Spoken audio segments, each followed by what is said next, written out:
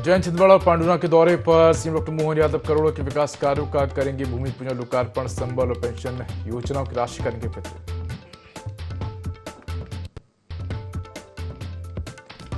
जशपुर दौरे पर सीएम विष्णुदेव साय राम नवमी पर्व पर स्थानीय कार्यक्रम में होंगे शामिल। निज निवास बगिया में करेंगे रात्रि विश्राम।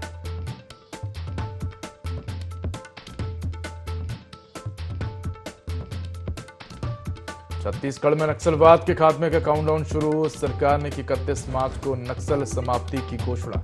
बड़े कैडर के कई नक्सलियों ने किया सरेंडर।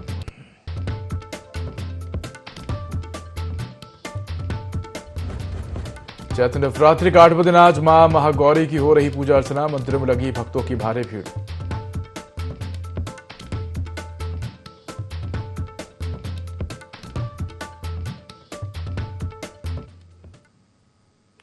नमस्कार, मैं हूं ND24 में आपका स्वागत है। बुलेटिन की शुरुआत करेंगे तमाम बड़ी खबरों के साथ। बड़ी खबर गोरखपुर से है, जहां सीएम योगी के दौरे का दूसरे दिन तो आज सीएम योगी आदित्यनाथ पूजा अर्चना और गौ सेवा करेंगे। सीएम योगी आदित्यनाथ जनता दर्शन कार्यक्रम भी लगाएंगे तो गीड़ा में बने IT पार्क का लोकार्पण करेंगे। 3.5 एकड़ क्षेत्र में यह IT पार्क बना है और 20 करोड़ की लागत से यह IT पार्क बनाया जा रहा है। तो खबर आपको बता रहे हैं गोरखपुर से, जहां सीएम योगी आदित्यनाथ आज गोरखपुर के दौरे पर हैं, जहां सीएम योगी आदित्यनाथ आज जनता दर्शन लगाएंगे। साथ ही सीएम आज पूजा अर्चना और गौ सेवा भी करेंगे। साथ ही सीएम आज IT पार्क का लोकार्पण करेंगे। बता दें कि 3 एकड़ क्षेत्र में यह IT पार्क बना है तो 20 करोड़ रुपए की लागत से यह IT पार्क बना है। तो बड़ी खबर आपको बता रहे हैं गोरखपुर से, जहां सीएम योगी आदित्यनाथ का आज गोरखपुर दौरा है और आज पूजा अर्चना और गौ सेवा करेंगे। साथ ही जनता दर्शन कार्यक्रम भी लगाएंगे। आम जनता की समस्याओं और शिकायतों को सुनेंगे और अधिकारियों को समाधान के निर्देश देंगे। इसके साथ ही IT पार्क का लोकार्पण करेंगे। बता दें कि 20 करोड़ की लागत से 3 एकड़ क्षेत्र में यह IT पार्क बना हुआ है। तो तमाम कार्यक्रमों में मुख्यमंत्री योगी आदित्यनाथ शामिल होंगे।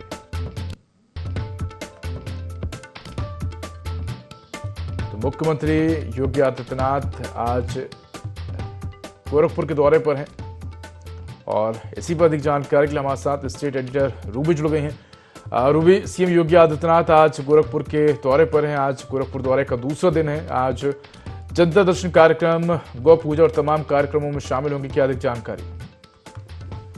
उदय, देखिए, सबसे पहले बता दूं कि जब भी योगी आदित्यनाथ गोरखपुर पहुंचते हैं तो निश्चित तौर पे जनता दरबार जरूर लगाते हुए नजर आते हैं, क्योंकि पहले के जो फीडबैक है वो जरूर जानते हैं कि जब वो पिछले दरबार में जो फरियादी आए थे तो उनकी अभी तक कहां तक उन मसलों को यानी कि अधिकारियों ने अपना संज्ञान लिया है। और कहीं ना कहीं ये भी जरूर देखा जाता है कि योगी आदित्यनाथ लगातार जनता दरबार चाहे लखनऊ हो या गोरखपुर हो वो करते हुए रहते हैं। और ऐसे में तमाम जो फरियादी होते हैं वो भी दूर दूर से पहुंचते हैं, अपनी फरियाद रखते हैं। निश्चित तौर पर वहीं से ही योगी आदित्यनाथ अधिकारियों को निर्देश देते हैं कि इसका निस्तारण है जो जल्द से जल्द को कराया जाए। और पुराना फीडबैक भी जरूर लेते हैं कि जो पुराना मामला था वो अभी तक कहां तक पहुंचा है, वो उसमें कितनी लापरवाही हुई है, तमाम चीजों पे वो नजर बनाए रखे हुए होते हैं। एक बात आपको ये भी बता दूं, जो ज्यादातर मामले आते हैं जनता दरबार में खास तौर से स्वास्थ्य और भूमि कब्जे को लेकर जरूर आते हैं। तो वैसे में कहीं ना कहीं अधिकारियों के लिए भी एक चुनौती जरूर होती है, क्योंकि जब योगी आदित्यनाथ सामने होते हैं अधिकारियों को निर्देश देते हैं कि इस मामले को निश्चित तौर पर समय सीमा देते हैं कि समय सीमा के अंदर इसको निपटारा कर दिया जाए। तो एक पूरी तरीके से जनता दरबार जो है वो फरियादियों के लिए जरूर कहा जा सकता है कि राहत जरूर मिलती है कि जब वो पहुंचते हैं तो निश्चित तौर पर मुख्यमंत्री उनकी समस्याओं को सुनते हैं जरूर। बिल्कुल, और कह सकते हैं कि जनता दर्शन कार्यक्रम के माध्यम से रूबी हम देखते हैं कि अक्सर बड़ी संख्या में लोग पहुंचते हैं और मुख्यमंत्री तमाम लोगों की समस्याओं का समाधान करते हुए नजर आते हैं। और कहीं ना कहीं जब लोग मुख्यमंत्री के पास पहुंचते हैं, अपनी समस्याओं का जिक्र करते हुए नजर आते हैं, तो लोगों में एक उम्मीद होती है, एक आशा होती है कि मुख्यमंत्री ने उनकी बात को सुना है और अब उनकी समस्या का समाधान शीघ्र होगा। बात नहीं, क्योंकि एक उम्मीद जरूर होती है और खासतौर से निदान भी होता है, क्योंकि सुबह के समय ये आमतौर पे जनता दरबार लगाया जाता है। और गोरखपुर की अगर हम बात करते हैं, लखनऊ की बात करते हैं, अपने आवास पे पूरी तरीके से इंतजाम रहता है। जब लोग पहुंचते हैं तो उनको इस बात का ही पहले से जो फरियादी होते हैं अपने चिट्ठी देके पहुंचते हैं, उनको एक उम्मीद जरूर होती है कि आज हम अपने इस दरबार में आए हैं, निश्चित तौर पर मेरी जो परेशानी है उसका कहीं ना कहीं हल जरूर निकल जाएगा। और अक्सर देखा भी यही गया है कि उसी समय कई परेशानियों का हल भी निकला है, चाहे वो बच्चों की फीस की पढ़ाई का मामला हो, क्योंकि अक्सर दरबार में बच्चे भी पहुंचते हैं, उनके लिए चॉकलेट का इंतजाम रखते हैं और जो छोटे बच्चे हैं वो उनसे बहुत प्यार करते हुए नजर आते हैं योगी आदित्यनाथ। तो कहीं न कहीं जो दरबारी हैं उनकी भी यही सोच होती है कि आज हम जा रहे हैं तो निश्चित तौर पर कहीं न कहीं इस मसले का हल जरूर लेके आएंगे। धन्यवाद रूबी तमाम जानकारी के लिए।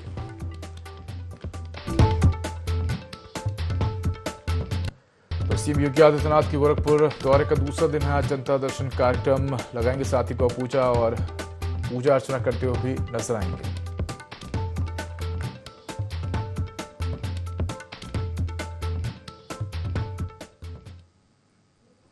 बड़ी खबर लखनऊ से है, जहां राजधानी फिर शुरू हुआ पोस्टरवार धुरंधर फिल्म में दिखाए गए लियारी का पोस्टर में जिक्र है। तो समाज सेवी देवेंद्र तिवारी ने पोस्टर लगाया है और पोस्टर में लिखा कि सपा का लियारी प्यार न भूले हैं न भूलेंगे। पोस्टर पर कई घटनाओं का जिक्र कटिंग लगाकर किया गया है। तो समाज सेवी ने पीवीआईपी चौराहे के पास पोस्टर लगाया है और सपा शासनकाल में अंडरवर्ल्ड से नेताओं का कनेक्शन था। सपा शासनकाल में यूपी की स्थिति लियारी जैसी थी, जगह जगह हत्या, लूट, डकैती घटनाएं आम थी। अखिलेश जी खुद देखें पहले और अब में कितना सुधार हुआ है। योगी सरकार में व्यवस्था बदली है, कानून का राज है। तो खबर लखनऊ से है, जहां राजधानी फिर से पोस्टरवार शुरू हुआ है और धुरंधर फिल्म में दिखाए गए लियारी का पोस्टर में जिक्र है। तो समाज से भी देवेंद्र तिवारी ने ये पोस्टर लगाया है। पोस्टर पर लिखा है कि सपा का लियारी प्यार न भूले हैं न भूलेंगे। पोस्टर पर कई घटनाओं का जिक्र भी किया गया है। तो समाज सेवी ने पीवीआईपी चौराहे के पास ये पोस्टर लगाया है और इस पोस्टर पर लिखा है कि सपा शासनकाल में अंडरवर्ल्ड से नेताओं का कनेक्शन था। सपा शासनकाल में यूपी की स्थिति लियारी जैसी थी, जगह जगह हत्या, लूट, डकैती जैसी घटनाएं आम थी। अखिलेश जी खुद देखें पहले और अब में कितना सुधार हुआ है। योगी सरकार में कानून व्यवस्था का राज है और व्यवस्था बदली है।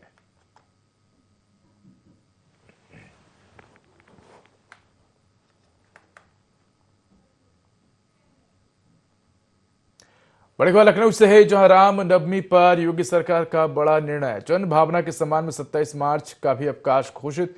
26 के साथ अब 27 मार्च को भी अवकाश रहेगा। मंदिरों में श्रद्धालुओं की बढ़ती संख्या को देखते हुए निर्णय लिया है। सीएम योगी ने अवकाश बढ़ाया है, राम नवमी पर बड़ा निर्णय लिया है। तो आस्था के सम्मान में योगी सरकार का बड़ा निर्णय देखने को मिला है। राम नवमी पर लगातार 2 दिन का अवकाश, पहले 26 पहले छुट्टी थी और अब 27 मार्च को भी अवकाश, यानी कि 26 और 27 मार्च 2 दिनों का अवकाश जो है वो देखने को मिल रहा है। तो श्रद्धालुओं की सुविधा को देखते हुए सरकार ने यह निर्णय लिया है। तो जन भावना के सम्मान में अब 27 मार्च को भी अवकाश घोषित किया है। तो 26 के साथ ही अब 27 मार्च को भी अवकाश रहेगा।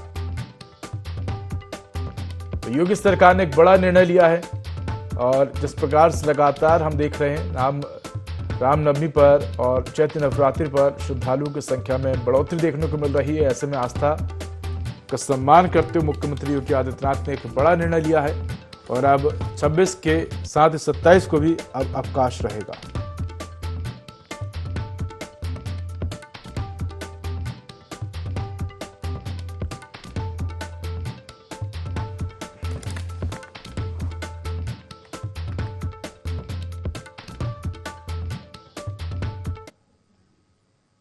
बड़ी खबर एटा से है, जहां 2 युवकों के बीच जमकर मारपीट हुई है। लात घुसते और गाली गलौज का वीडियो वायरल हो रहा है। तो आपसी कासुनी के बाद विवाद हुआ। कोतवाली नगर के गंज रोड शिवसिंहपुर तिराहे की घटना है। तो खबर आपको एटा से बता रहे हैं, जहां 2 युवकों के बीच जमकर मारपीट हुई है। लात घुसे और गाली गलौज का वीडियो वायरल हो रहा है। तो आपसी कहासुनी के बाद विवाद हुआ था। कोतवाली नगर के गंज चौराहे शिवसिंहपुर तिराहे की घटना है। तो ये तस्वीरें आप देख सकते हैं एटा से, जहां दो युवकों के बीच जमकर विवाद हुआ। हालांकि विवाद के पीछे का कारण सामने नहीं आया है, लेकिन बताया जा रहा है कि बीच रोड पर दो युवकों के बीच विवाद हुआ है, गाली गलौज हुई है, जमकर हालात उससे चले, जिसका वीडियो अब सोशल मीडिया पर वायरल हो रहा है।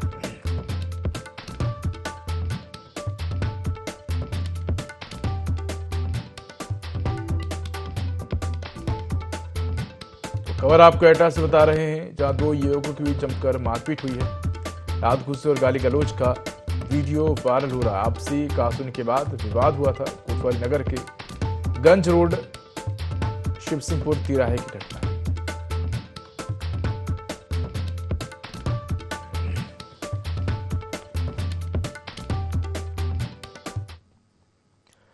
सीएम डॉक्टर मोहन यादव आज छिंदवाड़ा और पांडुर्णा के दौरे पर रहेंगे। सुबह उज्जैन से रवाना होकर सौंसर के हनुमान लोक में स्थानीय कार्यक्रम में शामिल होंगे, जहां लोकार्पण, भूमि पूजन और हितलाभ वितरण के साथ खनिज विभाग के नियुक्ति पत्र भी बांटे जाएंगे। इसके बाद सिवरमाल स्थित श्री रामेश्वर धाम में विभिन्न कार्यक्रमों में भाग लेंगे।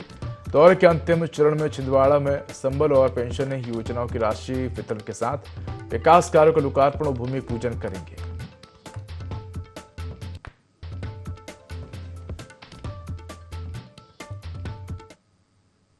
खबर जबलपुर से है, जहां फर्नीचर के गोदाम में भीषण आग लगी है। आधारताल रद्दी चौकी के क्लासेस फर्नीचर और साहू फर्नीचर के गोदाम में भीषण आग लगी। शॉर्ट सर्किट आगजनी का मुख्य कारण बताया जा रहा है। दुकान संचालक लाख रुपए के नुकसान की आशंका जता रहे हैं। मौके पर दमकल वाहन पहुंचे हैं और कड़ी मशक्कत के बाद आग पर काबू पाने का प्रयास किया जा रहा है। तो खबर आपको जबलपुर से बता रहे हैं, जहां फर्नीचर के गोदाम में भीषण आग लगी है। शॉर्ट सर्किट से आग लगने बताया जा रहा है। लाखों रुपए नुकसान की आशंका जताई जा रही है। तो आधारताल रद्दी चौकी के क्लासेस फर्नीचर और साहू फर्नीचर के गोदाम में भीषण आग लगी है। मौके पर दमकल की कई गाड़ियां पहुंची और आग बुझाने का प्रयास किया जा रहा है।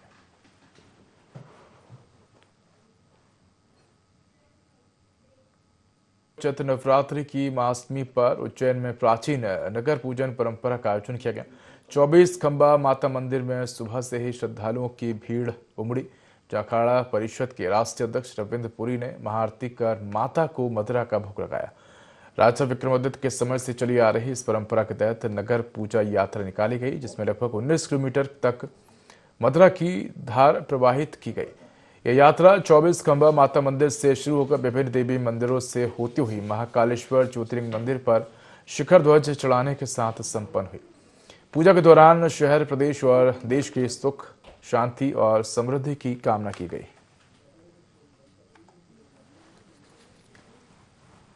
आज जो पूजा आप देख रहे हैं, ये जो पूजा उज्जैन में हो रही है, ये पूरे विश्व में ये पूजा कहीं और नहीं होती।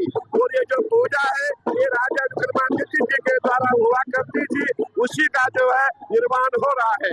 और इसका उद्देश्य है सर्वे भवन्तु सुखिनः, सर्वे सन्तु निरामया, सर्वे भद्राणि पश्यन्तु मा कश्चित् दुःखभाग् भवेत्। सभी सुखी रहे। और पूरे विश्व में इस समय जहाँ भी आप देख रहे हैं, जिस जगह आप देखेंगे हाहाकार मचा हुआ है, तो पूरे विश्व में शांति हो और हमारा भारत विश्व गुरु बने। इसी संकल्प के साथ हमने ये पूजा शुरू की है। मुख्यमंत्री डॉक्टर मोहन यादव ने मुख्यमंत्री निवास में सूर्य मित्र कृषि फीडर योजना के तहत विद्युत क्रय अनुबंध वितरण कार्यक्रम का शुभारंभ किया। इस कार्यक्रम में किसानों को सौर ऊर्जा से जुड़ी बड़ी सौगात दी गई। इस दौरान मुख्यमंत्री ने कहा कि ये योजना किसानों को दिन में बिजली उपलब्ध कराने की दिशा में एक बड़ा कदम है, जिससे खेती आसान और सस्ती होगी। उन्होंने बताया कि राज्य सरकार ने 4000 मेगावाट सौर ऊर्जा के लिए पीपीए किया है। इससे बिजली की उपलब्धता बढ़ेगी और लाइन लॉस कम होने से सरकार को हर साल लगभग 1200 करोड़ रुपए की बचत होगी। मुख्यमंत्री ने कहा कि मध्य प्रदेश अब बिजली उत्पादन में आत्मनिर्भर बन रहा है और देश में सबसे सस्ती बिजली यहीं उत्पादित हो रही है।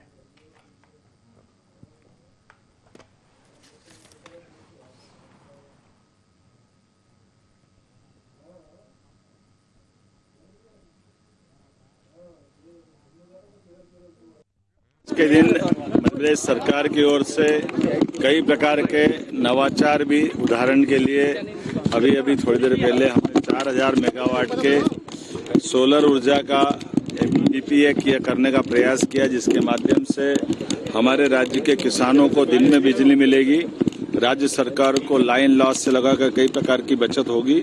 लगभग 1200 करोड़ से ज्यादा की बचत महीने के हर साल के लिए हमारे बजट में होगी। मैं आज के इस अवसर पर हमारे राज्य के सभी नागरिकों को बधाई देना चाहता हूं और इसमें भागीदार भी हमारे अपने राज्य के ही बाकी निवेशक है। जैसे हमने कहा कि हम बिजली में भी आत्मनिर्भर होंगे, अभी 4000 मेगावाट तक का ये दिया है और मुझे इस बात की प्रसन्नता कि सबसे सस्ती बिजली पूरे देश में मध्य प्रदेश में उत्पन्न हो रही है और इससे पैसा भी बचेगा, लाइन लॉस भी बचेगा और आगामी वर्षा के बाद के किसानों के समय में हमारा प्रयास रहेगा किसान कल्याण वर्ष में दिन में बिजली दें, तो सस्ती बिजली भी देंगे। लाइन लॉस के आधार पर बिजली की उपलब्धता नीचे तक किसानों को लाभान्वित करेगी और राज्य के बजट पे भी बड़ा लाभ मिलेगा। मेरी अपनी ओर से एक और यहाँ एक नई सौगात हमारे निवास में भी, ये मुख्यमंत्री निवास में टेम्परेरी डोम लगा करके किराया देना पड़ता था और बड़ा हेवी किराया देना पड़ता था। ऐसे में बजाय किराए के अपना स्थायी प्रकार का डोम जिसमें हमारे लिए ग्रीन बिल्डिंग की भी कॉन्सेप्ट है, जिसके माध्यम से ऊपर से सूर्य का प्रकाश भी रहेगा और सब प्रकार की सुव्यवस्था करके वो बार बार किराए का खर्चा क्यों देना चाहिए, इसको स्थायी समाधान करने का प्रयास किया है। आज के दिन छत्तीसगढ़ में अवैध मादक पदार्थ अफीम की खेती को लेकर 33 कलेक्टरों की जांच रिपोर्ट राज्य शासन के पास पहुंच गई। इस रिपोर्ट के अनुसार केवल 3 जिलों के 6 स्थानों पर अफीम की खेती किए जाने की पुष्टि हुई। 30 कलेक्टरों ने अफीम की खेती नहीं होने का प्रमाण पत्र दिया है। पुलिस और राजस्व विभाग की टीम ने संयुक्त रूप से सर्वे अभियान चलाया। जांच रिपोर्ट को लेकर सीएम का कहना है कि आरोपी कितने भी रसूखदार हों, कार्रवाई होगी। वहीं कांग्रेस इस पर सरकार को घेरने की कोशिश में है। इसी पर देखिए खास रिपोर्ट। छत्तीसगढ़ अवैध अफीम की खेती का गढ़ बनता जा रहा है। पहले दुर्ग और उसके बाद बलरामपुर में अफीम की अवैध खेती का भंडाफोड़ हुआ और इन 2 जिलों में अफीम की खेती का खुलासा होने के बाद रायगढ़ जिले में 3 मामले उजागर हुए। दुर्ग में जहां भारतीय जनता पार्टी के नेता समेत 9 लोगों को पुलिस ने गिरफ्तार किया है, तो वहीं बलरामपुर में कुल 11 लोगों को गिरफ्तार किया गया है और रायगढ़ के लैलूंगा के 2 मामलों में स्थानीय लोग और तमनार आमाघाट में झारखंड से आया व्यक्ति खेती कर रहा था। तीनों ही जगह में पाई गई खेती में खेत मालिक के साथ बाहर से आए व्यक्ति अवैध अफीम की खेती कर रहे थे। 15 दिनों में सीएम साय ने कलेक्टर से अफीम की खेती को लेकर प्रमाण पत्र मांगा था और रिपोर्ट आने के बाद सीएम विष्णुदेव साय ने कहा कि कुछ और जगहों को पुलिस ने चिन्हांकित किया है। कितने भी बड़े रसूखदार होंगे उन पर भी कार्रवाई होगी। प्रदेश में नशे का अवैध कारोबार नहीं चलेगा। दूसरी ओर गृह मंत्री विजय शर्मा ने कहा कि जहां भी गड़बड़ी होगी वहां कार्रवाई होगी। अगर कोई गैंग इसके पीछे है तो उसे नेस्ता नाबूद कर दिया जाएगा। जब दुर्ग में अफीम की खेती की बात सामने आई थी तो उसी समय सारे कलेक्टरों को निर्देशित किया गया था कि सभी अपने अपने जिलों में सर्वे करवा लें, जांच कर लें, कहीं अफीम की खेती तो नहीं है। और उसी का परिणाम है कि और भी कुछ जगहों में हमारी पुलिस वहां पर जाकर चिन्हित की है और उनके ऊपर सख्ती से कार्रवाई सरकार कर रही है और कोई भी मतलब कितनों भी बड़े रसूखदार होंगे सरकार सख्ती से उनके ऊपर कार्रवाई करेगी। कौन सी पार्टी वार्टी का व्यक्ति है उसका कोई सरोकार नहीं होता, गुनाह होता है।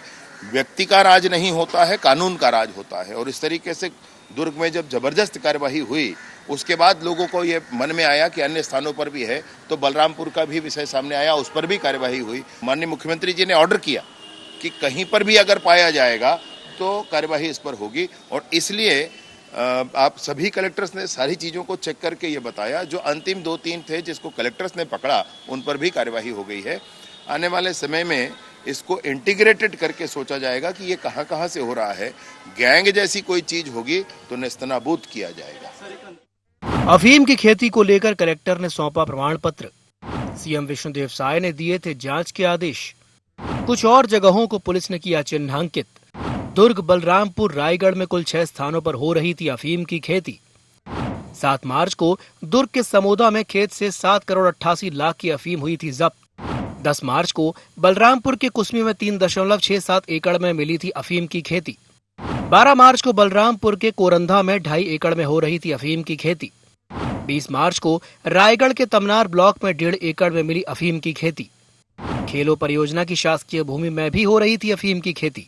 छत्तीसगढ़ इन दिनों अफीम की खेती को लेकर बेहद सुर्खियों में बना हुआ है। प्रदेश के अलग अलग हिस्सों से लगातार अफीम की खेती किए जाने के मामले सामने आ रहे हैं। साथ ही प्रशासन भी इस पर कार्रवाई कर रहा है। खेती को लेकर कलेक्टर्स के द्वारा रिपोर्ट सौंपी गई है, उस पर भी कांग्रेस सवाल खड़े कर रही है। पूर्व मंत्री शिव कुमार डहरिया ने कहा कि हर दिन अफीम के मामले सामने आ रहे हैं, सरकार लीपापोती करने में लगी है। बीजेपी को खिलता हुआ अफीम पर चुनाव लड़ना चाहिए। बीजेपी नाकामी छुपाने का काम कर रही है।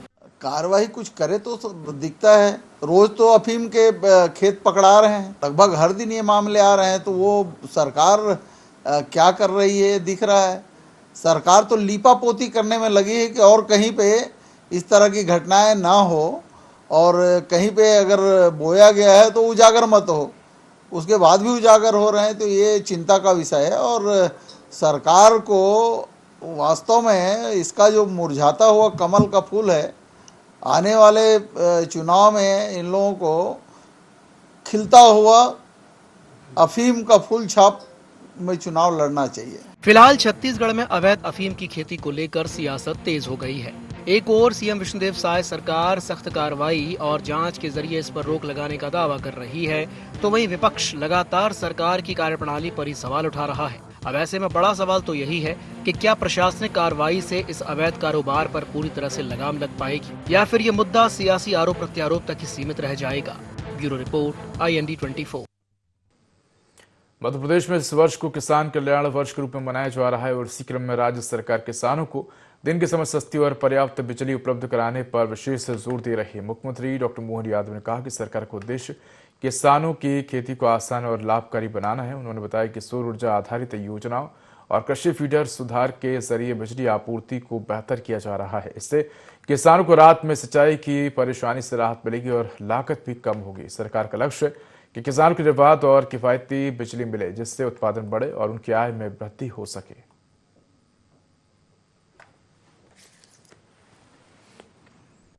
सरकार की ओर से कई प्रकार के नवाचार भी, उदाहरण के लिए 4000 मेगावाट के सोलर ऊर्जा का PPA किया करने का प्रयास किया, जिसके माध्यम से हमारे राज्य के किसानों को दिन में बिजली मिलेगी। राज्य सरकार को लाइन लॉस से लगाकर कई प्रकार की बचत होगी। लगभग 1200 करोड़ से ज्यादा की बचत महीने के हर साल के लिए हमारे बजट में होगी। जैसे हमने कहा कि हम बिजली में भी आत्मनिर्भर होंगे, अभी 4000 मेगावाट तक का ये दिया है, और मुझे इस बात की प्रसन्नता कि सबसे सस्ती बिजली पूरे देश में मध्य प्रदेश में उत्पन्न हो रही है, और इससे पैसा भी बचेगा, लाइन लॉस भी बचेगा, और आगामी वर्षा के बाद के किसानों के समय में हमारा प्रयास रहेगा किसान कल्याण वर्ष में दिन में बिजली दें। मेरी अपनी ओर से एक और यहाँ एक नई सौगात, हमारे निवास में टेम्परेरी डोम लगा करके किराया देना पड़ता था और बड़ा हेवी किराया देना पड़ता था। ऐसे में बजाय किराए के अपना स्थायी प्रकार का डोम, जिसमें हमारे लिए ग्रीन बिल्डिंग की भी कॉन्सेप्ट है, जिसके माध्यम से ऊपर से सूर्य का प्रकाश भी रहेगा और सब प्रकार की सुव्यवस्था करके वो बार बार किराए का खर्चा क्यों देना चाहिए, इसको स्थायी समाधान करने का प्रयास किया है। किसान कल्याण वर्ष की सेवा करने का जो संकल्प है, इसीलिए हमने कहा था कि किसानों को आगामी सीजन में वर्षा के बाद जब बिजली की जरूरत पड़ेगी तो दिन में बिजली देंगे। ये संकल्प की पूर्ति 4000 मेगावाट से तो हुई है और धीरे धीरे बढ़ता। मुख्यमंत्री डॉक्टर मोहन यादव सागर जिले के रानी दुर्गावती टाइगर रिजर्व पहुंचे, जहां सीएम ने बच्चों के साथ अपना जन्मदिन मनाया। सर्किट हाउस परिसर में आयोजित कार्यक्रम के दौरान मुख्यमंत्री बच्चियों को उपहार भी वितरित किए। इसके बाद मुख्यमंत्री पास स्थित हरिदास रेगवार के खेत पर पहुंचे, जहां उन्होंने परिवार के साथ खाट पर बैठकर आत्मीय बातचीत की, और इसके बाद उन्होंने बामनेर नदी पहुंचे, जहां उन्होंने 10 कछुओं को मुक्त किया।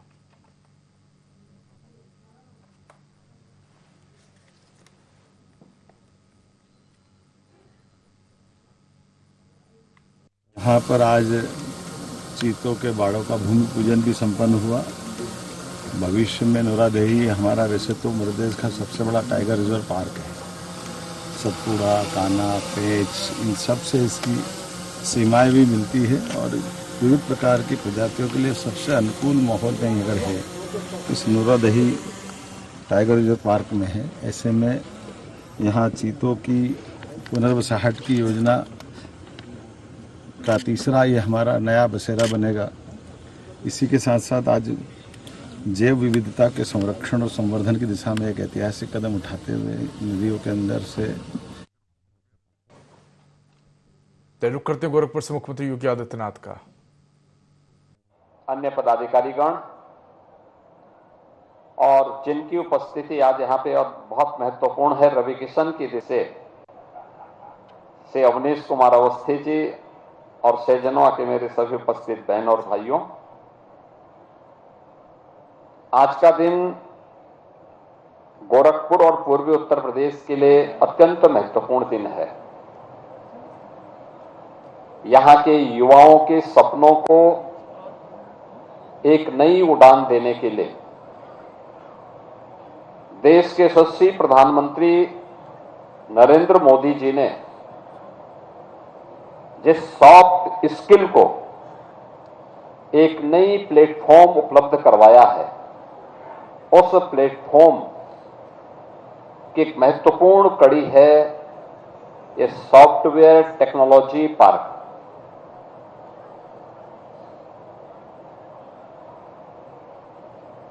ये इस फील्ड की सबसे बड़ी विशेषता है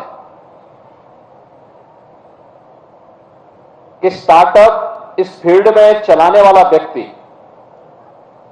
और केवल अपना कंप्यूटर लेकर के वहां जाएगा। तो फिलहाल इस बुलेटिन में इतना ही। खबरों का अधिक अपडेट के लिए देखते रहिए i24। नमस्कार।